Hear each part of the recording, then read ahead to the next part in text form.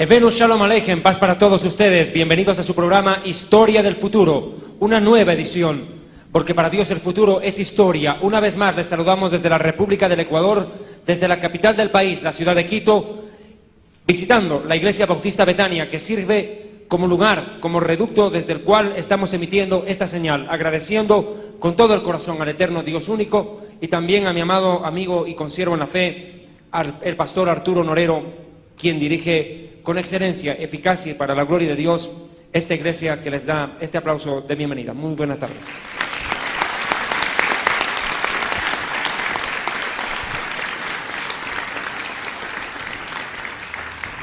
Prosiguiendo con esta serie de temas acerca de los conflictos en el Oriente Medio, ayer habíamos hablado, en una anterior oportunidad, sobre el pueblo filisteo, su implicancia, desarrollo histórico y finalmente su extinción en la historia. Pero hoy por hoy el mundo vive aterrorizado con un nivel de terrorismo de un nivel impresionante. Y el principal país víctima de este terrorismo, sin duda alguna, es Israel. El Medinat Israel, el Estado de Israel, quien a diario, desgraciadamente, es víctima de una serie de atentados terroristas de una implicancia y una gravedad cada vez mayor.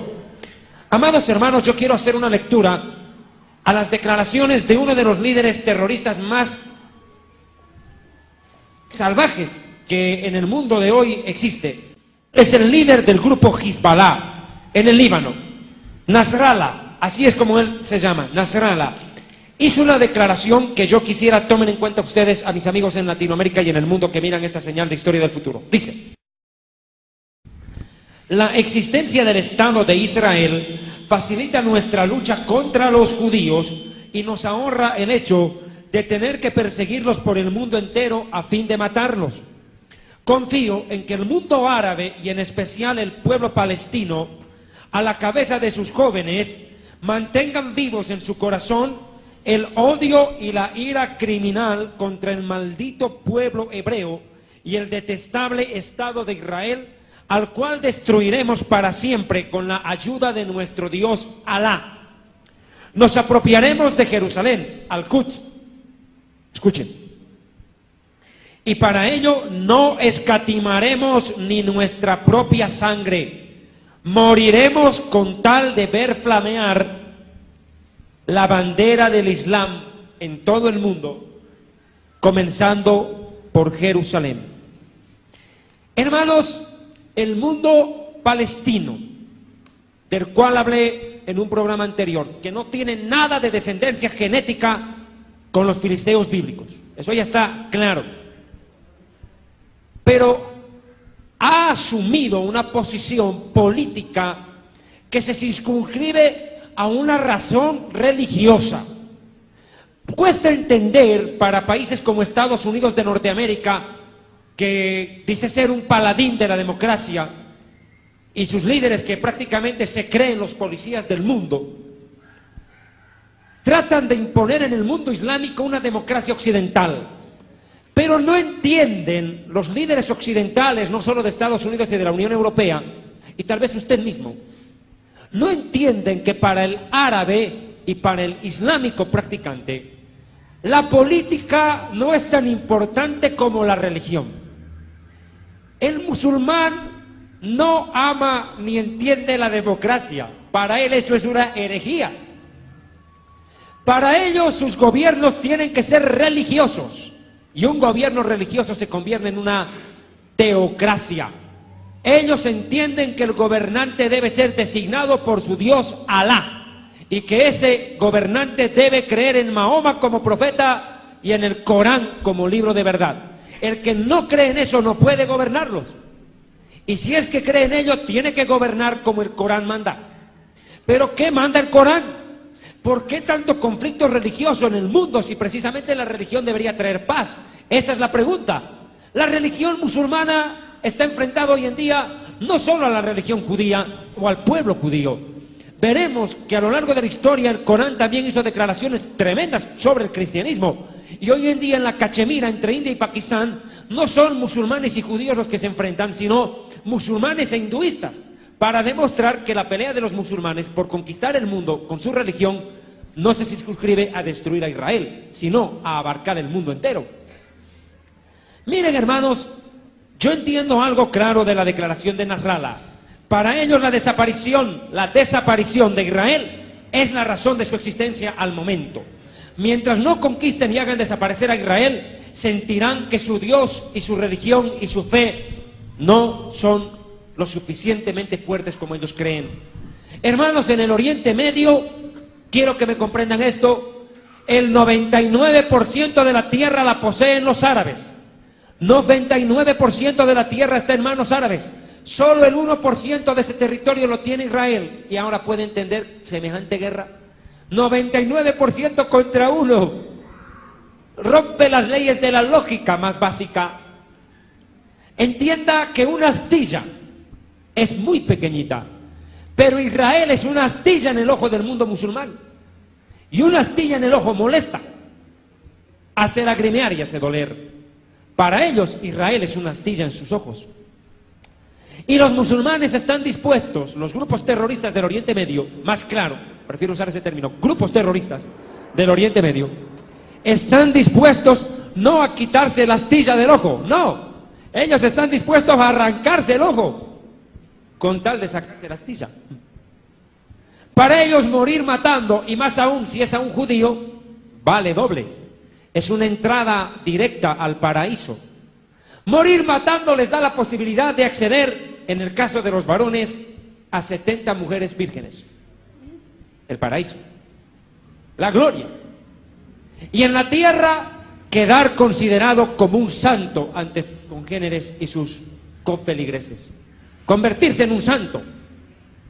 Un alguien digno de imitar, porque fue capaz de morir matando por amor a su Dios.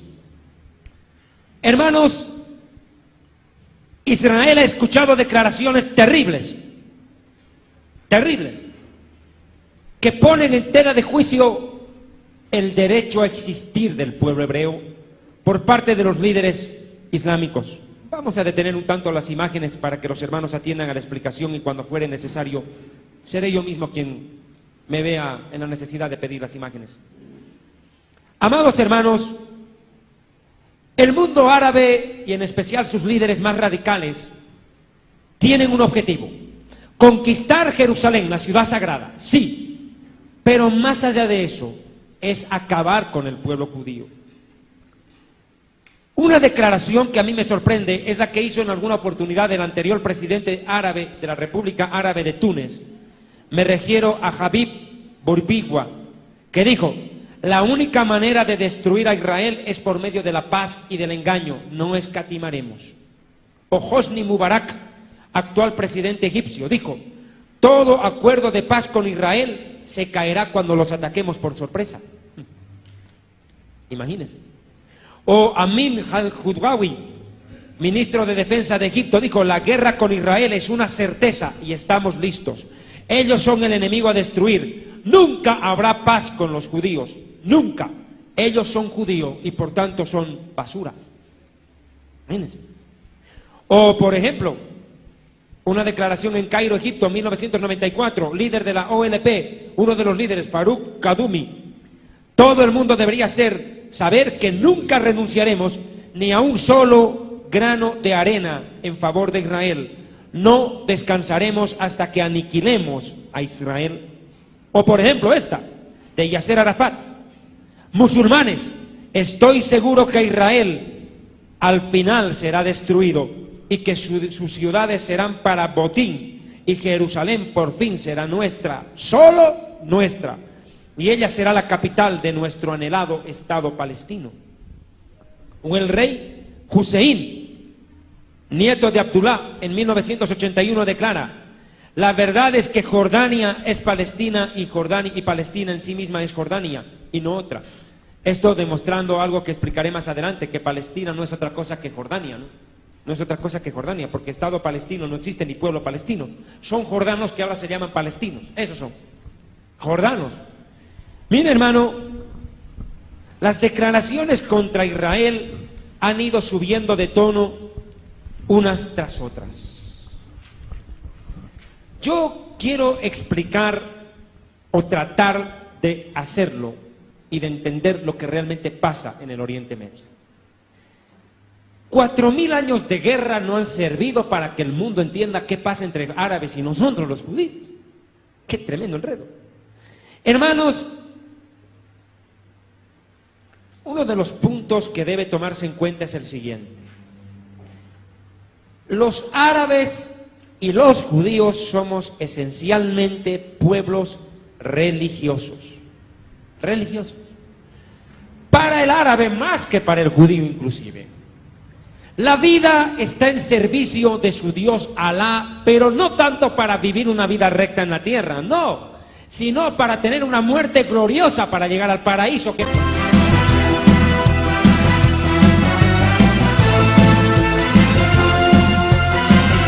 ¿En qué cree el pueblo árabe? ¿Cuál es la religión? La religión que más crece en el mundo, precisamente. El Islam. La religión islámica ha alcanzado hoy por hoy 1.200 millones de seguidores en el mundo. 1.200 millones de seguidores. Y al paso que va, se calcula que para el año 2020 llegarán prácticamente a ser 2.000 millones de habitantes. Es decir, hoy en día en el mundo hay 6.000 millones. Querrá decir que de 6 personas, 2 serán musulmanas y 2 serán chinos. Porque genéticamente el pueblo que más se reproduce es el pueblo chino, pero religiosamente el islámico, el mundo islámico, la religión islámica. No necesariamente, y esto quiero aclararlo, no necesariamente hay que ser árabe para ser islámico. No, porque existen latinoamericanos que se están convirtiendo al Islam al dejar las mentiras y los engaños típicos del catolicismo. Pero el punto es el siguiente. Lo que ocurre es que el Corán como libro religioso se constituye, y voy a pedir un acercamiento, el material más básico de la significa ser musulmán, sumiso, sumiso. Ahora bien, ¿de dónde viene la palabra musulmán? Curiosamente, no surge del Corán, surge de la Biblia. ¿Dónde está en la Biblia eso? En Génesis capítulo 16. 16 del Génesis. En Génesis capítulo 16, y ya lo habíamos explicado en su debido momento en un anterior tema, se habla de Agar la egipcia escapando de la ira y el enojo de Sara, la mujer de Abraham. En Génesis capítulo 16 dice en el verso 9, el ángel del Eterno, el ángel del bendito, se aparece a Agar la egipcia, madre de los ismaelitas o árabes, y le dice: vuélvete a tu señora y ponte sumisa bajo su mano. La palabra sumisa en el árabe es musulmán. Acá le manda a estar bajo la sumisión de Sara, pero ellos lo entienden hoy en día como la sumisión al Dios Alá, del cual hablaré. Si no es en este programa, lo haré en el siguiente, porque es necesario aclarar quién es el Dios de los musulmanes. Hermanos, para mí como judío no es fácil hablar de este tema, más aún porque a veces los radicales seguidores del Islam no comprenden ni aceptan que su religión sea puesta en tela de juicio o rebatida. La pena para quien hace eso es la muerte. La muerte. Hace pocos meses atrás en Europa, más concretamente en la República de Dinamarca, un hombre hizo unas caricaturas de Mahoma y casi le costó la vida. Y se produjo tremendo desorden en casi todas las ciudades europeas, donde los musulmanes se molestaron porque no les gustó que hicieran una caricatura del profeta Mahoma. Imagínese usted, o sea, hablar del tema del Islam para un judío más aún todavía es algo bien complicado. ¿Qué es el Islam? El Islam es una religión fundamentada en algunos pilares claves. ¿Cuáles son los pilares del Islam? El Islam en sí tiene 5 pilares que es necesario conocer, 5 bases de fe. La primera es la profesión de fe. Bueno, ¿en qué creen ellos? Que Alá es Dios, que Alá es el Dios único y verdadero, Declárase al Islam como de religión monoteísta, un Dios. Algo que Abraham transmitió a sus discípulos. Ya entendiendo que los árabes son hijos de Abraham por el lado de Ismael. Perdone que sea tan redundante en esto, pero es que yo quiero que quede claro. A mí no me gusta explicar las cosas a media. Me gusta, si es necesario, repetir algo, pero que entre como con cuchara, que se entienda. Segundo punto de la profesión de fe. El Corán es la verdad. El Corán es la verdad. La Biblia no. La Biblia para el mundo islámico es un libro escrito con intereses sionistas o judíos, con malas o turbias intenciones, tanto el Antiguo como el Nuevo Testamento.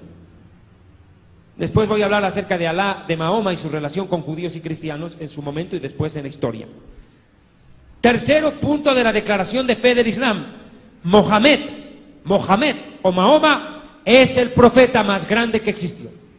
¿Y Jesucristo qué? No, señores, era un precursor para ellos. Ellos entienden que Jesucristo, Yeshua HaMashiach, el judío Jesús, y me gusta decir el judío Jesús, habría venido a hacer el trabajo de Juan el Bautista para Mahoma. O sea, a prepararle el camino, a abrirle el espacio, a crear la expectativa para que venga un profeta más grande que él. O sea, Jesús, Yeshua, no es el salvador del mundo, es un profeta. Pero el profeta más grande es no Moisés, no Jesús, sino Mahoma. Mahoma o Mohamed fue quien en una cueva durante toda una noche habría redactado este libro llamado Al-Qur'án, que significa la recitación, Al-Qur'án, conocido en español como el Corán. Me está haciendo primer plano, ¿verdad? Gracias, muy amable de su parte. El Corán. Bien, en una cueva durante toda una noche. Lo que no quieren reconocer muchos islámicos es que Mahoma era analfabeto. Bueno, pero eso veremos más adelante. Y que en su biografía se sabe que sufría tremendos ataques de epilepsia, ¿no? Pero bueno, vamos a ver más adelante. Esto está probado históricamente, yo no me estoy inventando. Segundo pilar de la fe islámica, la oración. Los musulmanes oran mucho más que los evangélicos, definitivamente.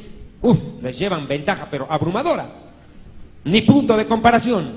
El islámico ora 5 veces al día. 5. En el alba, antes que salga el sol, promedio 5 de la mañana a 5:30 de la madrugada, ya están orando. ¿Ellos dónde se reúnen a orar? En la mezquita. Mezquita se llama el templo islámico. Sinagoga el templo judío, iglesia el templo cristiano. Bueno. La primera oración tiene lugar al alba. La segunda oración al mediodía. La tercera en horas de la tarde. En la tarde, tipo 4 de la tarde. Los países islámicos paraísan. La gente en el trabajo debe dejar de trabajar. Cuando es hora de oración, colegios, universidades, oficinas se detienen. Es obligatorio. Y el jefe o empresario que no permita que sus trabajadores detengan su labor para orar, hermano, la paga muy caro. Debe respetar eso. La cuarta oración es al anochecer. ¿Qué quiere decir eso? Tipo 7 de la noche. Les ordeno silencio. Y la última oración es en la noche, poco antes de dormir. 5 veces al día el musulmán se postra sobre su rostro y ora a su Dios Alá. Tercer punto de la fe islámica. La caridad. ¿Qué es la caridad? Parecido a la ofrenda en una iglesia evangélica. Sustenta la obra islámica. Envían misioneros. Hoy en día los misioneros islámicos son más efectivos que muchos evangélicos. Definitivamente. Una vez el gran predicador de origen judío, ustedes lo conocen, Josué Irión, judío brasilero, dijo una frase que a mí me pareció cierta, certera y me la clavó en mi corazón. Cuando tú piensas en predicarle a un musulmán, él ya te convirtió a ti. ¿Sí? Cuando tú piensas en predicarle a un musulmán, ese ya te convirtió a vos. Ella está volviendo, tú vas de recién de ida. Es que claro, es una gran vergüenza que la mayoría de los evangélicos no pueden manejar de su propia Biblia. Ahí está el problema. Ahora miren, ellos envían misioneros. El trabajo de los misioneros islámicos es convertir gente al Islam. Y también financian económicamente a los conversos, los ayudan. Si una familia pobre desea convertirse al Islam, tenga por hecho que trabajo va a encontrar. Eso está pasando en Perú y en Chile, me consta. Cuarto punto de la fe islámica, el ayuno del Ramadán. Esto es muy conocido. El ayuno del Ramadán son 30 días en los cuales los musulmanes se abstienen de tener relaciones sexuales y de alimentarse como comúnmente lo hacen. Aunque en la noche, después de la oración de las 7 de la noche, ellos consumen fruta y toman líquido, algo muy liviano, y vuelven al ayuno. Otra vez se retoma. 30 días dura el ayuno del Ramadán y concluye con lo que se conoce, y estamos viendo en imágenes, el quinto punto de la fe islámica, que es la peregrinación a la Meca, la cual un islámico por lo menos una vez en su vida está obligado a realizar. Una vez en su vida, obligatoriamente, el musulmán está enviado a peregrinar a este lugar donde está el cubo, permítame por favor, la Meca, que es el centro de la fe islámica en sí. Es la ciudad más sagrada para el mundo islámico, la Meca. Por favor, deténgame la imagen acá. Este es el lugar de la Meca. Ahí ustedes pueden ver un cubo en el centro, donde se encuentra una piedra donde los musulmanes adoran. Yo después hablaré acerca de esta piedra. Tiene una historia muy interesante, por cierto. Según creen, Abraham e Ismael construyeron ese lugar. Abraham e Ismael en persona lo construyeron. La Biblia dice que nunca construyeron templos. Dice que levantaron altares en honor al Dios de Israel. Pero bueno, es otra cosa. Ahora, este es el quinto punto, la peregrinación a la Meca. Pero yo tengo que hacer notar el sexto punto. El sexto punto que muy pocos entienden que existe, o no le dan tanta importancia, pero que hoy se ha convertido tal vez casi en más importante que el de la caridad. ¿Cuál? La yihad, la guerra santa. La yihad es uno de los pilares más fuertes del Islam en este tiempo. Pero, ¿qué es la yihad? Mis amados hermanos que tienen el libro Jerusalén y la Tierra Prometida pueden acompañarme en la página 180 del libro. La yihad es un término que ha tomado fuerza más aún después de la caída de las Torres Gemelas en septiembre 11, hace 7 años, del 2001. La yihad es la guerra santa. Amados hermanos, tengo que explicar esto. Mire, la yihad está dividida en dos aspectos. La yihad mayor, o yihad al-nafs, también se la llama, es entendido como la lucha que todo musulmán realiza en honor a Dios. ¿Contra qué? Contra sus malas tendencias espirituales, contra el vicio, la pasión desordenada o la ignorancia. El musulmán lucha contra el pecado en sus propias fuerzas, contra sus malas inclinaciones, contra el homosexualismo, el alcoholismo, el tabaco o lo que sea. Lucha contra lo que ellos consideran en su ética religiosa malo, réprobo o pecado delante de su Dios. Luchan en sus fuerzas. Aunque claro, nosotros tenemos la dicha de que el Espíritu Santo de Dios, el Ruach HaKodesh, viene a luchar contra el pecado en nuestras vidas cuando reconocemos a Yeshua como Mesías. Eso es la diferencia. El islámico lucha contra la maldad por sí mismo.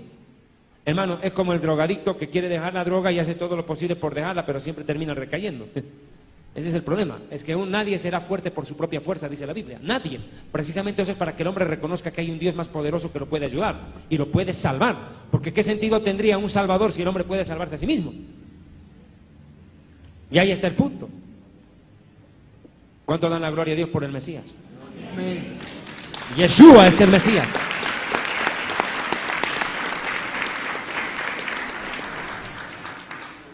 Y nuestro consolador y ayudador es el Ruach HaKodesh, el Espíritu Santo. Bien, el segundo punto de la guerra santa es este.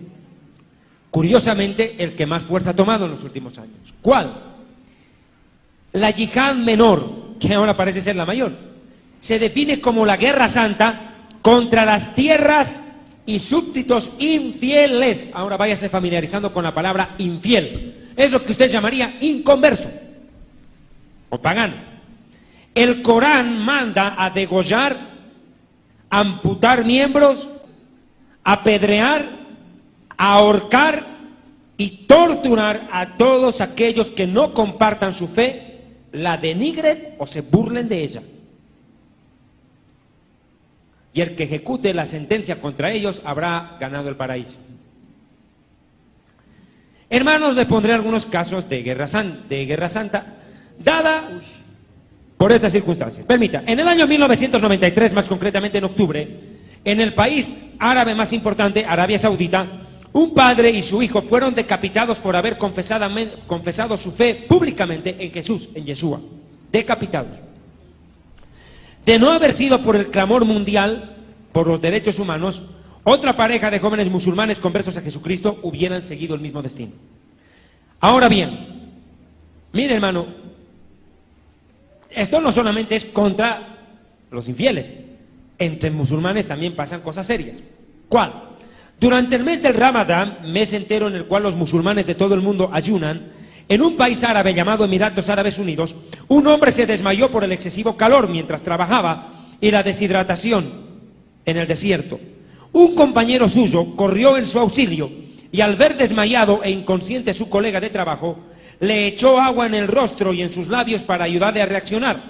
Al verlo, el jefe del empleo lo denunció ante la policía religiosa. ¿Qué pasó? Al verlo, el jefe del empleo lo denunció a la policía religiosa. Y quien solo quiso ayudar, o sea, el que corrió en ayuda de su compañero, pagó caro su ayuda, pues lo mataron. Y a quien estuvo desmayado le amputaron la mano derecha con la cual al reaccionar tomó el vaso de agua. Literalmente pasó eso. En una ocasión, el líder de una facción armada del grupo Hezbollah, llamado Farid Hassim, declaró esto. Escuche lo que le declaró un líder de Hezbollah. Nuestra religión no es pacífica. Él mismo lo dijo, no lo dije yo. Nuestra religión no es pacífica. Hermano, este tema de la guerra santa es muy profundo para tocarlo en detalle. Por eso el libro está a su consideración. Pero hay un punto que yo no puedo dejar al margen con respecto a la guerra santa. La guerra santa tiene por objeto quitar todo impedimento que obstaculice la propagación del Islam en el mundo, en las naciones no musulmanas. Una vez dijeron esto: debemos luchar contra los infieles con bolígrafos, discursos o espadas. Esto es la guerra santa. Bolígrafos, o sea, intelectuales, discursos y espadas, guerra. El Ayatollah Khomeini, uno de los líderes del cual hablaré en pocos minutos más.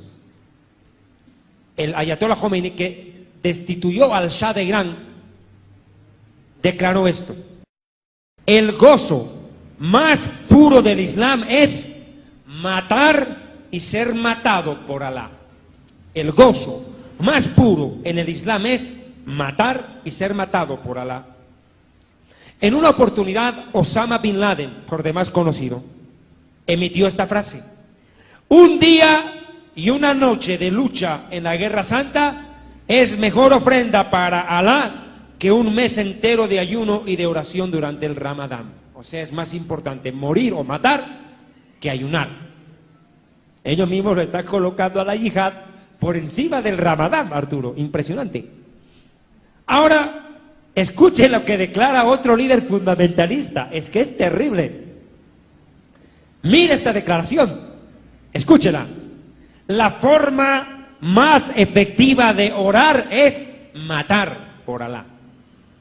Qué textual la frase. La forma más efectiva de orar es matar por Alá. Yo les pregunto una cosa: ¿cuál es la mejor forma de adorar para ustedes? ¿Qué pregunta? A mí me enseñaron que la mejor forma de adorar a Dios es vivir en santidad. A mí me enseñaron eso. Apartarme del mundo y de la maldad para vivir para Dios. Y vivir para Dios. Amándolo, obedeciéndolo. El mandamiento que nosotros tenemos es: amarás al Señor. Amarás al Señor. Amarlo, es decir, vivir para Él. Pero aquí no se entiende lo mismo. Mire, según ellos, escúcheme, 70 doncellas o jurís vírgenes de ojos oscuros, que son eternamente bellas y vírgenes, enseguida voy a explicar esto, son la recompensa en el cielo para cada creyente que mata o muere por Alá. Mire, hermano, yo quiero que me tome en cuenta esto. Una vez le preguntaron a un líder islámico, imán se los llama a ellos, sería el equivalente a sacerdote, pastor o rabino. Bueno, le preguntaron cómo es posible que el Corán enseñe que 70 mujeres eternamente vírgenes estarán para cada hombre en el paraíso, si la virginidad se la pierde en una noche. Nunca pudo responder. Yo lo dejo ahí en puntos suspensivos. El Corán en la surra 118, el Corán está dividido no por capítulos sino por surras. En la surra 18, parte final de la página 181 de mi libro, habla de la recompensa para los que mueren matando en la guerra santa. Dice, y di, la verdad viene de nuestro Señor, versículo 29, quien crea, que crea quien quiera, quien no quiera, que no crea. Hemos preparado para los impíos un fuego cuyas llamas descrecerán. Si piden socorro, les socorrerá un líquido como el de metal fundido que les abrasará el rostro. Mala bebida y mal lugar de descanso. Quienes en cambio crean y obren bien, no dejaremos de remunerar a quienes se conducen bien. Para ellos están los jardines del Edén, por cuyos bajos fluyen arroyos. Se les adornará allí de brazaletes de oro, se les vestirá de satén y de brocados verdes, estarán allí reclinados en divanes. ¡Qué agradable recompensa y qué bello lugar de descanso! Los divanes eran lugares donde acostumbraban los musulmanes a practicar sus relaciones sexuales con sus harén, ¿no? Ya está claro, buen entendedor, aquí pocas palabras. Pero la Biblia tiene un punto de vista muy diferente al cielo. Si tal vez para el islámico llegar al cielo es un lugar de lujuria y de placer sexual, donde el harén en la tierra es reemplazado por un harén en el cielo. Harén quiere decir muchas mujeres, porque son polígamos los líderes religiosos islámicos, en su gran mayoría, y el Corán dice que un hombre puede y tiene derecho a 4 mujeres y las puede mantener. La Biblia no enseña eso. A mí en la Biblia me enseña que en el cielo no se casan ni se dan en casamiento. Nadie va a vivir en pareja, o sea que allá en el cielo no van a tener suegras. Por eso es paraíso, pues. De lo contrario sería infierno, pues. Oye, allá tu esposa va a ser tu hermana. Mire, entonces allá es un lugar de adoración a Dios. No es un lugar de promiscuidad. Ahora mire, Mahoma en el siglo VII dijo esto. Mohamed dijo: las espadas en la guerra santa contra los enemigos e infieles al Islam son la llave para entrar en el paraíso. ¿Qué tal? Hoy en día, la palabra espada yo la tendría que transformar en bomba o revólveres. Entonces, las bombas en la guerra santa son las llaves para entrar al paraíso. Ahora puede entender por qué tanta gente muere matando en el Islam. Y no solo es eso, que a ellos los recompensan, lo digo una vez más, en el cielo, sino que sus familiares que quedan en la tierra después de que un niño, un joven, un hombre, una mujer, con una bomba en el cuerpo amarrada, se mete y muere matando judíos, por ejemplo, esa familia va a ser reconocida como héroes nacionales.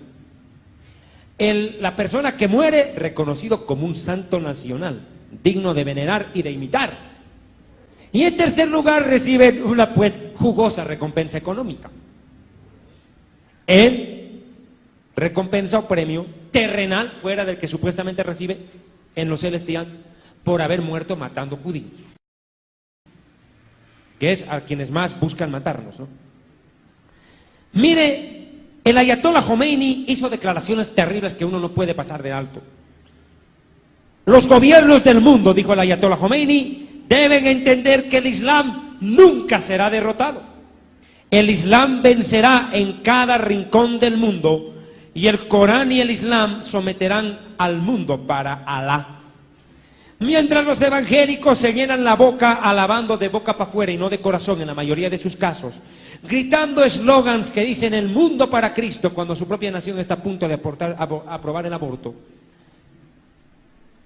El islámico muere matando por expandir su religión. Increíble. No hay contrapeso. No hay contrapeso. Arafat dijo: cuanto más personas mueran en la yihad, en la guerra santa, más fuertes seremos. Otro dijo: Alú Akbar. Voy a explicar esta frase. Exportaremos nuestra revolución, dijo el ayatollah Khomeini, por todo el mundo hasta que el clamor Allahu Akbar, Allahu Akbar, gloria a Alá, resuene por toda la tierra. Ahora voy a explicar esto. Hermanos, esta declaración Allahu Akbar, muchos creen que significa esto: Alá es grande, Alá es grande. No, no significa eso. Eso es lo que creen, pero no es así. Significa Alá es más grande. ¿Y qué tiene que ver eso? Mucho, pues, mijito, mucho. Porque están diciendo Alá es más grande que el Dios de la Biblia. De ahí viene la palabra, pues, Guadalquivir. Guadalquivir. Keber en hebreo y Kibir en árabe significa río grande. Guadal es corriente. Y tienen la misma raíz semántica la palabra. Ahora entendeme, cuando vos escuchás Allahu Akbar, que es la frase que un suicida proclama antes de morir, está diciendo que Alá es más grande. ¿Alá más grande que quién? Se entiende que el Dios de la Biblia. Y enseguida vamos a ver qué piensan del Dios de la Biblia los musulmanes. El judío declara: Shema Israel, Adonai Eloheinu, Adonai Echad. Escucha, Israel, el Señor nuestro Dios uno es. El cristiano proclamaría antes de morir: Señor Jesucristo, tú eres mi Señor y mi Salvador. ¿Y qué declara el musulmán? Allahu Akbar, Alá es más grande. Miren, es tan corto a veces el tiempo, yo ya estoy a punto de acabar la prédica ya. ¿Qué dicen los musulmanes de su guerra santa propiamente contra judíos y cristianos? Leeré lo que declararon en cierta oportunidad. En el día de reposo mataremos al judío y el domingo mataremos al cristiano. ¿Qué dicen el imán Al-Aqsar Sheikh Muhammad Sayyid Tatawi en abril del 2002? Escuche, los sionistas, los judíos y los cruzados cristianos son los enemigos de Alá. Estos son descendientes de monos y puercos. Son la escoria de la raza humana, las ratas del mundo, los violadores de los pactos y acuerdos, y son los asesinos de los profetas. Sí, son descendientes de puercos y monos. ¿De dónde viene esto?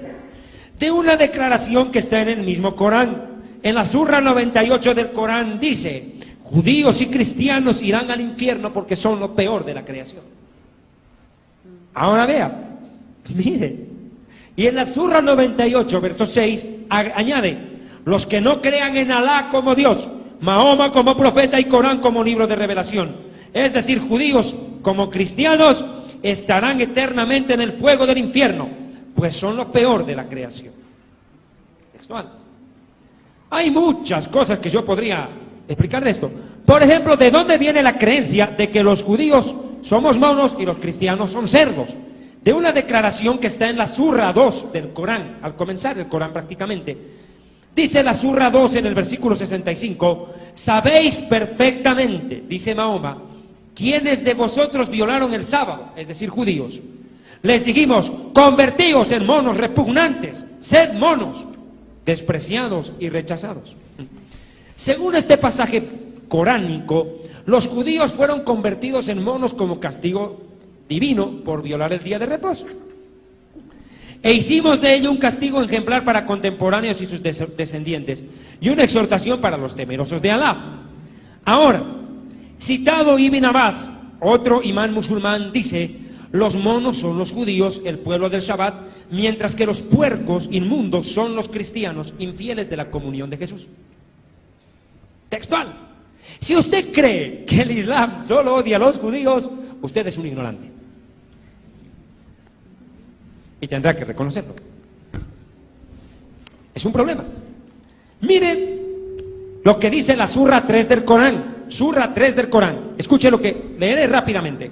Desde el verso 18 en adelante, saltando algunos pasajes por la prisa. Dice, estoy en la página 186 del libro. Todo estoy sacando del material. Por eso este material es bueno. Le va a ayudar.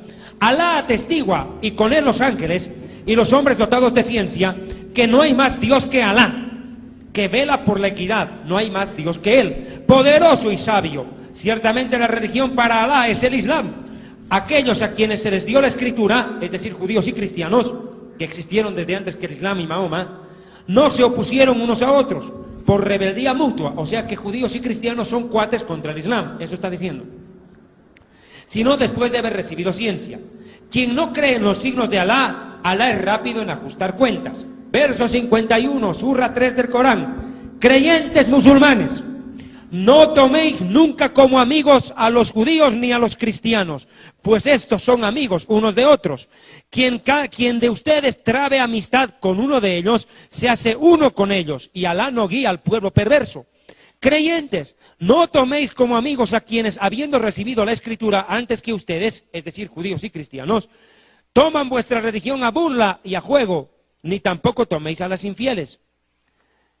Gente de escritura, judíos y cristianos, es que no tenéis más motivo para censurarnos que el que creamos en Alá y en la revelación hecha a nosotros y a los que nos precedieron, y que la mayoría de ustedes sois unos perversos.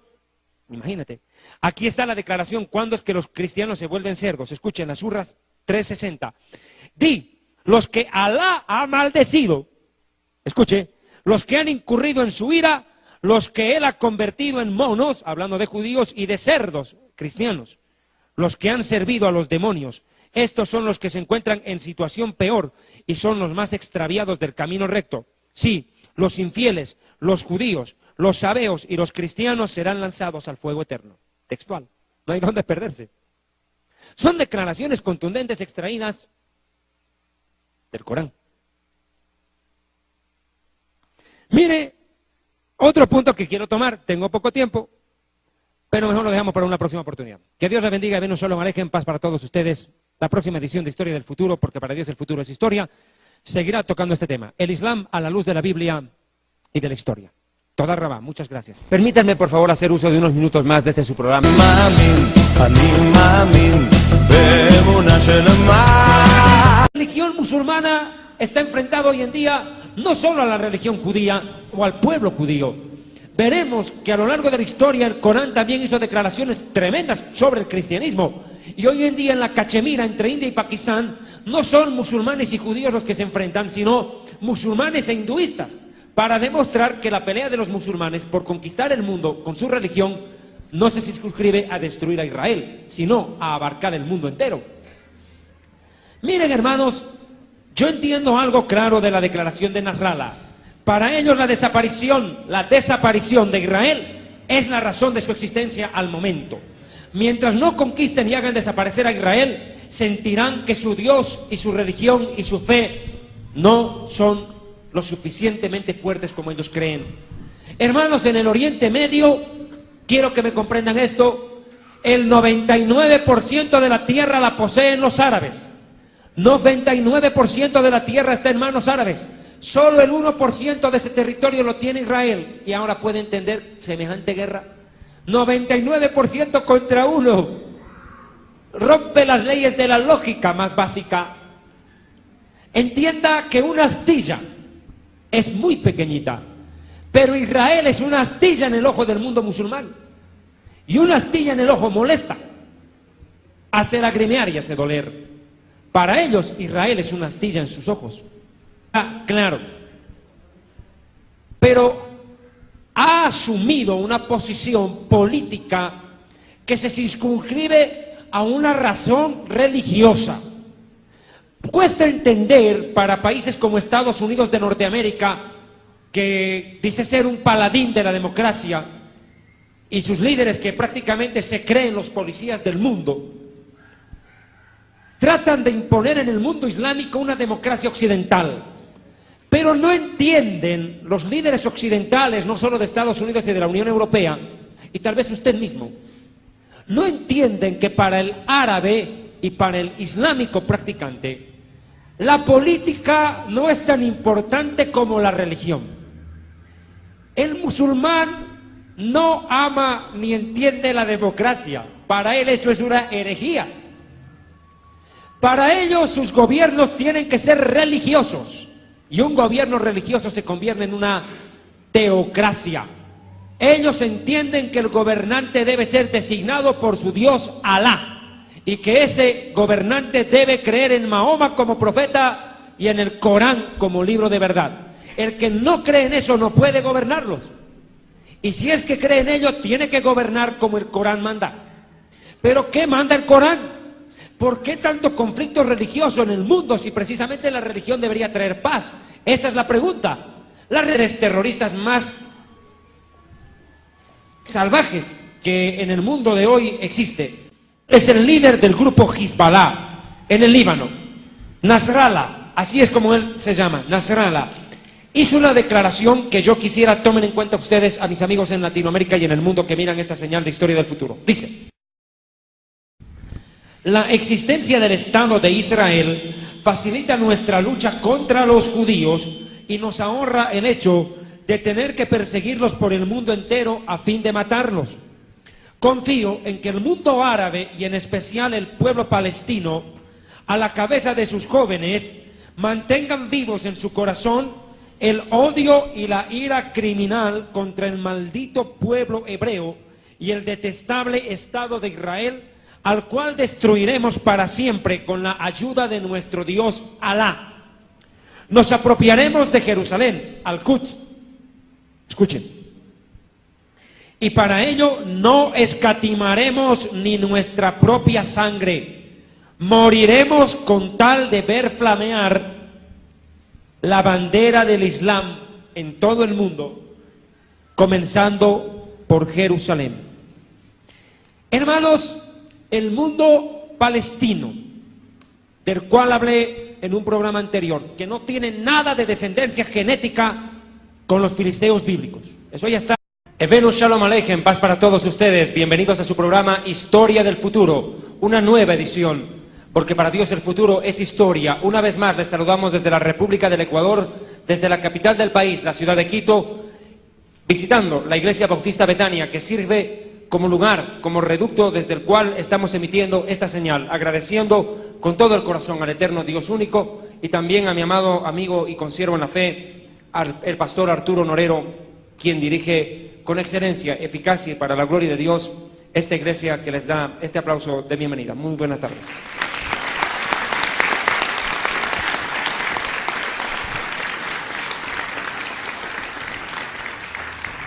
Prosiguiendo con esta serie de temas acerca de los conflictos en el Oriente Medio, ayer habíamos hablado, en una anterior oportunidad, sobre el pueblo filisteo, su implicancia, desarrollo histórico y finalmente su extinción en la historia. Pero hoy por hoy el mundo vive aterrorizado con un nivel de terrorismo de un nivel impresionante. Y el principal país víctima de este terrorismo, sin duda alguna, es Israel. El Medinat Israel, el Estado de Israel, quien a diario, desgraciadamente, es víctima de una serie de atentados terroristas de una implicancia y una gravedad cada vez mayor. Amados hermanos, yo quiero hacer una lectura a las declaraciones de uno de los líderes. Y los musulmanes están dispuestos, los grupos terroristas del Oriente Medio, más claro, prefiero usar ese término, grupos terroristas del Oriente Medio, están dispuestos no a quitarse la astilla del ojo, no, ellos están dispuestos a arrancarse el ojo con tal de sacarse la astilla. Para ellos morir matando, y más aún si es a un judío, vale doble, es una entrada directa al paraíso. Morir matando les da la posibilidad de acceder, en el caso de los varones, a 70 mujeres vírgenes. El paraíso.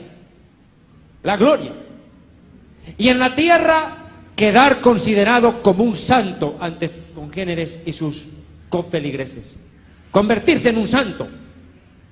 Un alguien digno de imitar, porque fue capaz de morir matando por amor a su Dios. Hermanos, Israel ha escuchado declaraciones terribles, terribles, que ponen en tela de juicio el derecho a existir del pueblo hebreo por parte de los líderes islámicos. Vamos a detener un tanto las imágenes para que los hermanos atiendan a la explicación, y cuando fuere necesario seré yo mismo quien me vea en la necesidad de pedir las imágenes. Amados hermanos, el mundo árabe y en especial sus líderes más radicales tienen un objetivo: